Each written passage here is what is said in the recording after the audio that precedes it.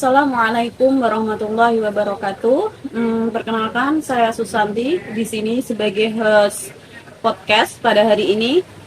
Oke, hari ini kita akan membahas sesuatu yang menarik, yaitu tentang Sirah Nabawiyah. Bagi yang belum tahu, apa itu Sirah Nabawiyah? Sirah Nabawiyah adalah perjalanan Nabi Muhammad SAW semasa hidup. Yang di sini kita akan membahas dalam Sirah Nabawiyah ini adalah dakwah secara terang-terangan. Pada hari ini kita sangat beruntung, kita akan dipertemukan dengan narasumber kita yang sangat cantik dan sangat menawan ini, yaitu beliau Mbak Robiatul Adawiyah. Kepada Mbak Robiatul Adawiyah, saya persilakan. Mbak Robiah, bagaimana kabarnya? Alhamdulillah baik, sehat. Kita langsungkan saja ya, Mbak. Baik. Kan di sini kita akan membahas tentang dakwah secara terang-terangan ya. Apa sih dakwah secara terang-terangan itu? Baik, terima kasih. Dakwah Nabi secara terang-terangan pada penyampaian ajaran Islam oleh Nabi Muhammad SAW yang merujuk pada ajaran Islam yang terbuka dan jelas yang disampaikan kepada masyarakat pada semasa hidupnya. Terus apa sih yang melatar belakangi sehingga terjadinya dakwah secara terang-terangan? Jadi yang melatar belakangi dakwah Rasulullah SAW secara terang-terangan yaitu atas dasar perintah Allah kepada Nabi Muhammad, sebagaimana firman Allah dalam Quran surat Al-Hijr ayat 94 yang berbunyi, Bismillahirrahmanirrahim, fasda' bima tu'mar wa a'rid 'anil musyrikin, yang artinya, maka sampaikanlah Muhammad secara terang-terangan segala apa yang diperintahkan oleh Allah kepada Nabi Muhammad dan berpalinglah dari orang-orang musyrik. Jadi dakwah secara terang-terangan ini langsung ya perintah dari Allah sehingga terjadinya dakwah secara terang-terangan. Untuk bagaimana cara Nabi Muhammad melakukan dakwah secara terang-terangan itu? Jadi dakwah Nabi Muhammad SAW secara terang-terangan dilakukan melalui berbagai cara, di antaranya yaitu ceramah di tempat ramai-ramai seperti di publik, kemudian memberikan nasihat kepada individu atau kelompok.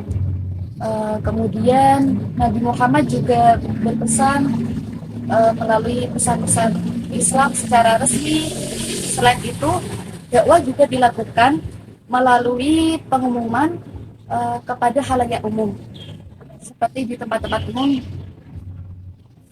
Oh, jadi seperti itu ya.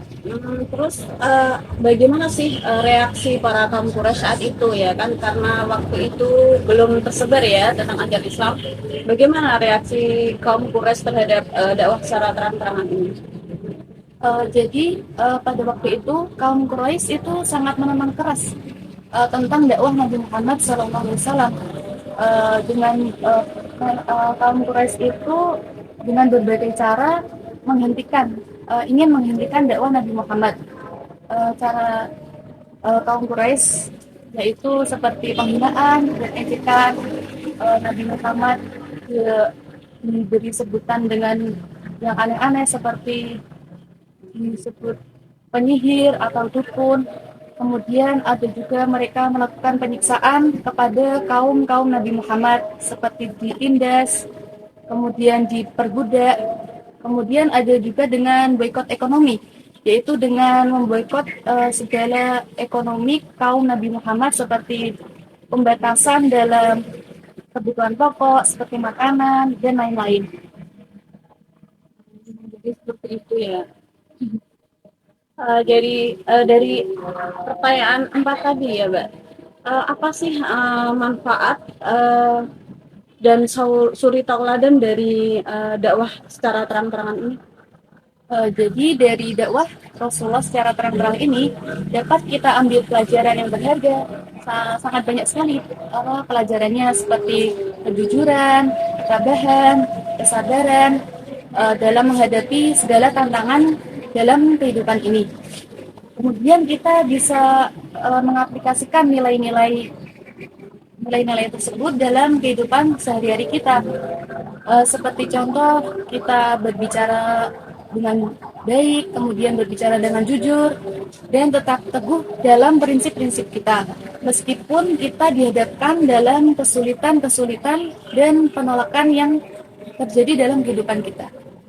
Oh, jadi seperti itu ya. Oke, terima kasih Mbak Robiah. Alhamdulillah podcast ini benar-benar mantap. Semoga kita bisa mengambil hikmahnya ya dari dakwah secara terang-terangan ini. Cukup sekian. Terima kasih dari kami. Buat Mbak Robiah, terima kasih juga ya. Sekian. Wassalamualaikum warahmatullahi wabarakatuh.